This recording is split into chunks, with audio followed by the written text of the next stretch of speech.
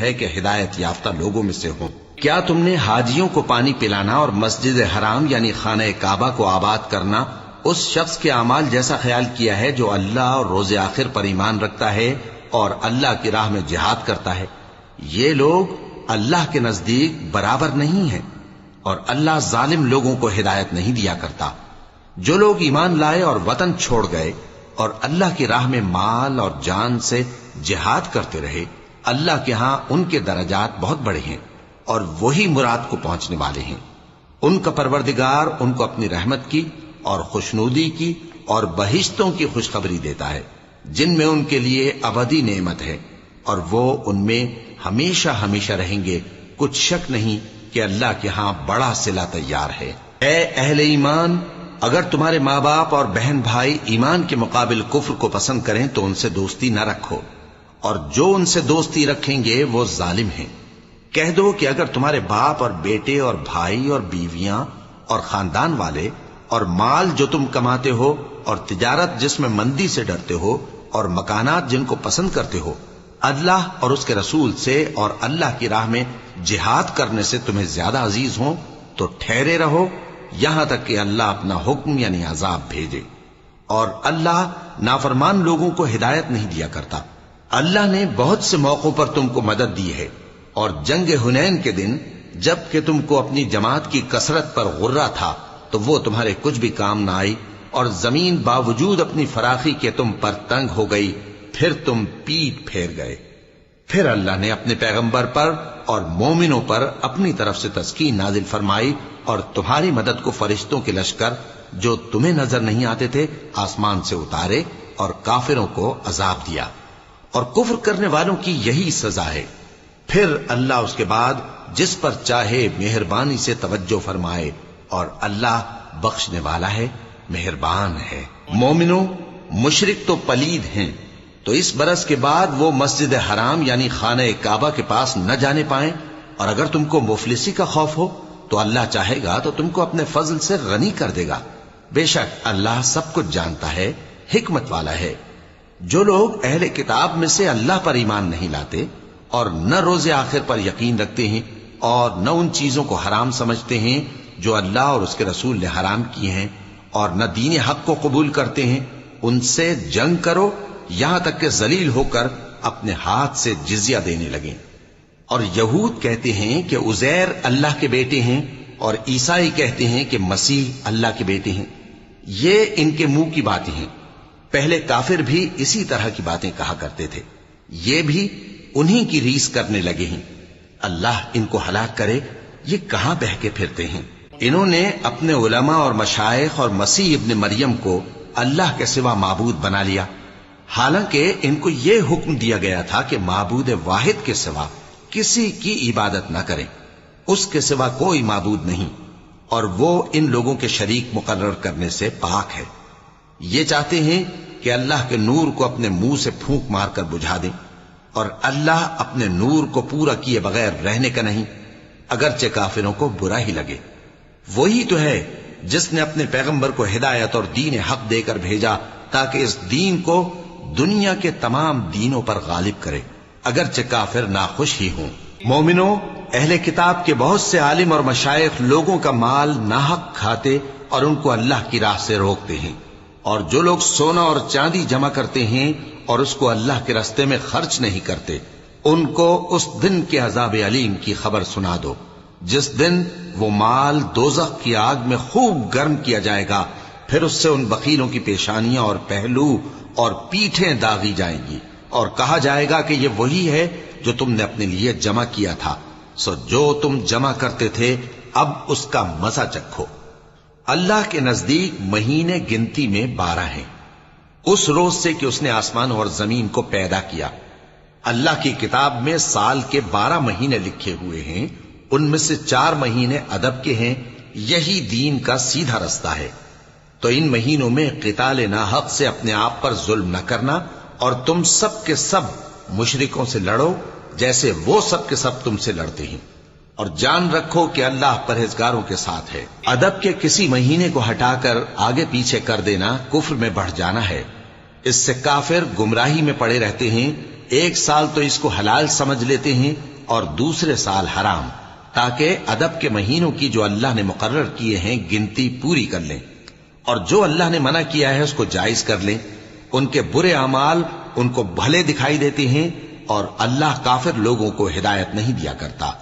مومنو، تمہیں کیا ہوا ہے کہ جب تم سے کہا جاتا ہے کہ اللہ کی راہ میں جہاد کے لیے نکلو تو تم زمین سے چپکے جاتے ہو، یعنی گھروں سے نکلنا نہیں چاہتے؟ کیا تم آخرت کی نعمتوں کو چھوڑ کر دنیا کی زندگی پر خوش ہو بیٹھے ہو؟ سو دنیا کی زندگی کے فائدے تو آخرت کے مقابل بہت ہی کم ہیں۔ اگر تم نہ نکلو گے تو اللہ تم کو بڑی تکلیف کا عذاب دے گا، اور تمہاری جگہ اور لوگ پیدا کر دے گا، اور تم اس کو کچھ نقصان نہ پہنچا سکو گے، اور اللہ ہر چیز پر قدرت رکھتا ہے۔ اگر تم پیغمبر کی مدد نہ کرو گے تو اللہ ان کا مددگار ہے۔ وہ وقت تم کو یاد ہوگا جب ان کو کافروں نے گھر سے نکال دیا۔ اس وقت دو ہی شخص تھے، جن میں ایک ابو بکر رضی اللہ تعالی عنہ تھے، دوسرے ہمارے پیغمبر صلی اللہ علیہ وآلہ وسلم۔ جب وہ دونوں غار ثور میں تھے، اس وقت پیغمبر اپنے رفیق کو تسلی دیتے تھے کہ غم نہ کرو، اللہ ہمارے ساتھ ہے۔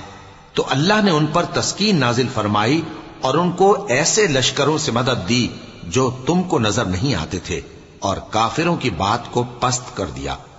اور بات تو اللہ ہی کی بلند ہے، اور اللہ زبردست ہے، حکمت والا ہے۔ تم ہتھیار تھوڑے رکھتے ہو یا بہت، گھروں سے نکل آؤ اور اللہ کے رستے میں مال اور جان سے جہاد کرو، یہی تمہارے حق میں بہتر ہے، بشرطے کہ سمجھو۔ اگر مال غنیمت آسانی سے حاصل ہونے والا اور سفر بھی ہلکا ہوتا تو یہ تمہارے ساتھ شوق سے چل دیتے، لیکن مسافت ان کو دور دراز نظر آئی تو عذر کریں گے، اور اللہ کی قسمیں کھائیں گے کہ اگر ہم طاقت رکھتے تو آپ کے ساتھ ضرور نکل پڑتے۔ یہ اس طرح اپنے آپ کو ہلاک کر رہے ہیں، اور اللہ جانتا ہے کہ یہ جھوٹے ہیں۔ اللہ تمہیں معاف کرے۔ تم نے پیشتر اس کے کہ تم پر وہ لوگ بھی ظاہر ہو جاتے جو سچے ہیں، اور وہ بھی تمہیں معلوم ہو جاتے جو جھوٹے ہیں۔ ان کو اجازت کیوں دی؟ جو لوگ اللہ پر اور روز آخر پر ایمان رکھتے ہیں وہ تو تم سے اجازت نہیں مانگتے کہ پیچھے رہ جائیں، بلکہ چاہتے ہیں کہ اپنے مال اور جان سے جہاد کریں، اور اللہ پرہیزگاروں سے واقف ہے۔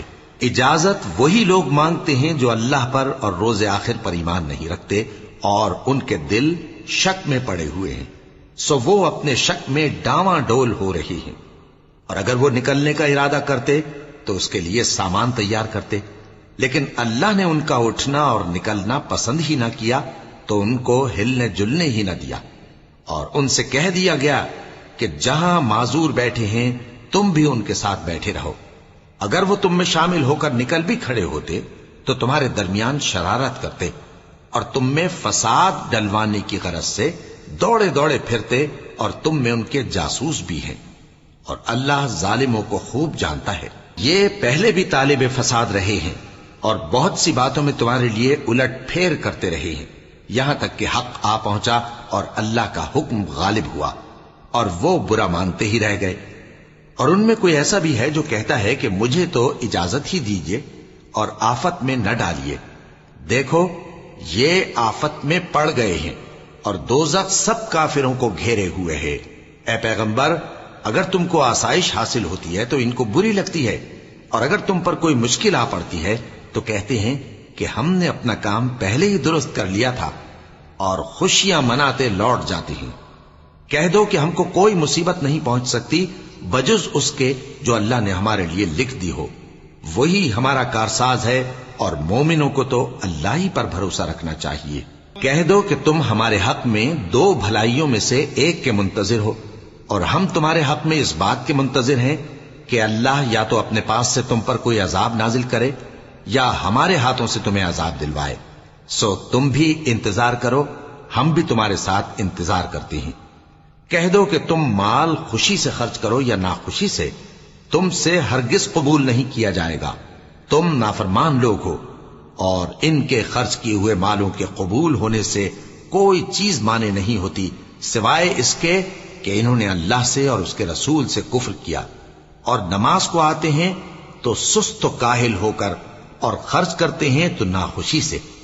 بس تم ان کے مال اور اولاد سے تعجب نہ کرنا، اللہ چاہتا ہے کہ ان چیزوں سے دنیا کی زندگی میں ان کو عذاب دے، اور جب ان کی جان نکلے تو اس وقت بھی یہ کافر ہی ہوں، اور اللہ کی قسمیں کھاتے ہیں کہ وہ تمہیں میں سے ہیں، حالانکہ وہ تم میں سے نہیں ہیں۔ اصل یہ ہے کہ وہ ڈرپوک لوگ ہیں۔ اگر ان کو کوئی بچاؤ کی جگہ جیسے قلعہ یا غار یا زمین کے اندر گھسنے کی جگہ مل جائے تو اسی طرف رسیاں توڑاتے ہوئے بھاگ جائیں، اور ان میں بعض ایسے بھی ہیں کہ تقسیم صدقات میں تم پر تانا زنی کرتے ہیں۔ اب اگر ان کو اس میں سے خاطر خواہ مل جائے تو خوش رہیں، اور اگر اس قدر نہ ملے تو جھٹ خفا ہو جائیں۔ اور اگر وہ اس پر خوش رہتے جو اللہ اور اس کے رسول نے ان کو دیا تھا، اور کہتے کہ ہمیں اللہ کافی ہے، اور اللہ اپنے فضل سے اور اس کے پیغمبر اپنی مہربانی سے ہمیں پھر دے دیں گے، اور ہمیں تو اللہ ہی کی رضا مطلوب ہے، تو ان کے حق میں بہتر ہوتا۔ صدقات یعنی زکوٰۃ و خیرات تو مفلسوں اور ناداروں اور کارکنان صدقات کا حق ہے، اور ان لوگوں کا جن کے دل جیتنا منظور ہے، اور غلاموں کے آزاد کرانے میں، اور قرض داروں کے قرض ادا کرنے میں، اور اللہ کی راہ میں، اور مسافروں کی مدد میں بھی یہ مال خرچ کرنا چاہیے۔ یہ مصارف اللہ کی طرف سے مقرر کر دیے گئے ہیں، اور اللہ جاننے والا ہے، حکمت والا ہے۔ اور ان میں بعض ایسے ہیں جو پیغمبر کو ایذا دیتے ہیں اور کہتے ہیں کہ یہ شخص نرا کان ہے۔ ان سے کہہ دو کہ وہ کان ہے تو تمہاری بھلائی کے لیے، وہ اللہ کا اور مومنوں کی بات کا یقین رکھتا ہے، اور جو لوگ تم میں ایمان لائے ہیں ان کے لیے رحمت ہے، اور جو لوگ اللہ کے رسول کو رنج پہنچاتے ہیں ان کے لیے عذاب علیم تیار ہے۔ مومنوں، یہ لوگ تمہارے سامنے اللہ کی قسمیں کھاتے ہیں تاکہ تم کو خوش کر دیں، حالانکہ اگر یہ دل سے مومن ہوتے تو اللہ اور اس کے پیغمبر اس بات کے زیادہ حقدار ہیں کہ یہ انہیں خوش کریں۔ کیا ان لوگوں کو معلوم نہیں کہ جو شخص اللہ اور اس کے رسول سے مقابلہ کرتا ہے تو اس کے لیے جہنم کی آگ تیار ہے، جس میں وہ ہمیشہ جلتا رہے گا؟ یہ بڑی رسوائی ہے۔ منافق ڈرتے رہتے ہیں کہ ان کے بارے میں کہیں کوئی ایسی صورت نہ اتر آئے کہ ان کے دل کی باتوں کو ان مسلمانوں پر ظاہر کر دے۔ کہہ دو کہ ہنسی کیے جاؤ، جس بات سے تم ڈرتے ہو اللہ اس کو ضرور ظاہر کر دے گا، اور اگر تم ان سے اس بارے میں دریافت کرو تو کہیں گے کہ ہم تو یوں ہی بات چیت اور دل لگی کرتے تھے۔ کہو کیا تم اللہ اور اس کی آیتوں اور اس کے رسول سے دل لگی کرتے تھے؟ عذر مت پیش کرو، تم ایمان لانے کے بعد کافر ہو چکے ہو۔ اگر ہم تم میں سے ایک جماعت کو معاف کر دیں تو دوسری جماعت کو سزا بھی دیں گے، کیونکہ وہ گناہ کرتے رہے ہیں۔ منافق مرد اور منافق عورتیں ایک دوسرے کے ہم جنس یعنی ایک ہی طرح کے ہیں کہ برا کام کرنے کو کہتے اور نیک کاموں سے منع کرتے، اور خرچ کرنے سے ہاتھ بند کیے رہتے ہیں۔ انہوں نے اللہ کو بھلا دیا تو اللہ نے ان کو بھلا دیا، بے شک منافق نافرمان ہیں۔ اللہ نے منافق مردوں اور منافق عورتوں اور کافروں سے آتش جہنم کا وعدہ کیا ہے، جس میں وہ ہمیشہ جلتے رہیں گے، وہی ان کو کافی ہے، اور اللہ نے ان پر لعنت کر دی ہے اور ان کے لیے ہمیشہ کا عذاب تیار ہے۔ تم منافق لوگ ان لوگوں کی طرح ہو جو تم سے پہلے ہو چکے ہیں، وہ تم سے زیادہ طاقتور اور مال و اولاد میں کہیں زیادہ تھے، تو وہ اپنے حصے سے فائدہ اٹھا چکے، سو جس طرح تم سے پہلے لوگ اپنے حصے سے فائدہ اٹھا چکے ہیں اسی طرح تم نے اپنے حصے سے فائدہ اٹھا لیا، اور جس طرح وہ باطل میں ڈوبے رہے اسی طرح تم باطل میں ڈوبے رہے۔ یہ وہ لوگ ہیں جن کے اعمال دنیا اور آخرت میں ضائع ہو گئے، اور یہی نقصان اٹھانے والے ہیں۔ کیا ان کو ان لوگوں کے حالات کی خبر نہیں پہنچی جو ان سے پہلے تھے، یعنی نوح اور عاد اور سمود کی قوم اور ابراہیم کی قوم اور مدین والے اور الٹی ہوئی بستیوں والے؟ ان کے پاس پیغمبر نشانیاں لے کر آئے، اور اللہ تو ایسا نہ تھا کہ ان پر ظلم کرتا، لیکن وہی اپنے آپ پر ظلم کرتے تھے۔ اور مومن مرد اور مومن عورتیں ایک دوسرے کے دوست ہیں کہ اچھے کام کرنے کو کہتے اور بری باتوں سے منع کرتے، اور نماز پڑھتے اور زکوٰۃ دیتے، اور اللہ اور اس کے پیغمبر کی اطاعت کرتے ہیں۔ یہی لوگ ہیں جن پر اللہ رحم کرے گا، بے شک اللہ غالب ہے، حکمت والا ہے۔ اللہ نے مومن مردوں اور مومن عورتوں سے بہشتوں کا وعدہ کیا ہے جن کے نیچے نہریں بہ رہی ہیں، وہ ان میں ہمیشہ رہیں گے، اور ابدی بہشتوں میں نفیس مکانات کا وعدہ کیا ہے۔ اور اللہ کی رضامندی تو سب سے بڑھ کر نعمت ہے، یہی بڑی کامیابی ہے۔ اے پیغمبر، کافروں اور منافقوں سے جہاد کرو اور ان پر سختی کرو، اور ان کا ٹھکانہ دوزخ ہے اور وہ بری جگہ ہے۔ یہ اللہ کی قسمیں کھاتے ہیں کہ انہوں نے تو کچھ نہیں کہا، حالانکہ انہوں نے کفر کا کلمہ کہا ہے اور یہ اسلام لانے کے بعد کافر ہو گئے ہیں، اور ایسی بات کا قصد کر چکے ہیں جس پر قدرت نہیں پا سکے۔ اور انہوں نے مسلمانوں میں عیب ہی کون سا دیکھا ہے سوائے اس کے کہ اللہ نے اپنے فضل سے اور اس کے پیغمبر نے اپنی مہربانی سے ان کو دولت مند کر دیا ہے۔ سو اگر یہ لوگ توبہ کر لیں تو ان کے حق میں بہتر ہوگا، اور اگر منہ پھیر لیں تو اللہ ان کو دنیا اور آخرت میں دکھ دینے والا عذاب دے گا، اور زمین میں ان کا کوئی دوست اور مددگار نہ ہوگا۔ اور ان میں بعض ایسے ہیں جنہوں نے اللہ سے عہد کیا تھا کہ اگر وہ ہم کو اپنی مہربانی سے مال عطا فرمائے گا تو ہم ضرور خیرات کیا کریں گے اور نیکوکاروں میں ہو جائیں گے، لیکن جب اللہ نے ان کو اپنے فضل سے مال دیا تو اس میں بخل کرنے لگے اور اپنے عہد سے روگردانی کر کے پھر بیٹھے۔ تو اللہ نے اس کا انجام یہ کیا کہ اس روز تک کے لیے جس میں یہ اللہ کے روبرو حاضر ہوں گے ان کے دلوں میں نفاق ڈال دیا، اس لیے کہ انہوں نے اللہ سے جو وعدہ کیا تھا اس کے خلاف کیا، اور اس لیے کہ یہ جھوٹ بولتے تھے۔ کیا ان کو معلوم نہیں کہ اللہ ان کے بھیدوں اور مشوروں تک سے واقف ہے، اور یہ کہ اللہ غیب کی باتیں جاننے والا ہے؟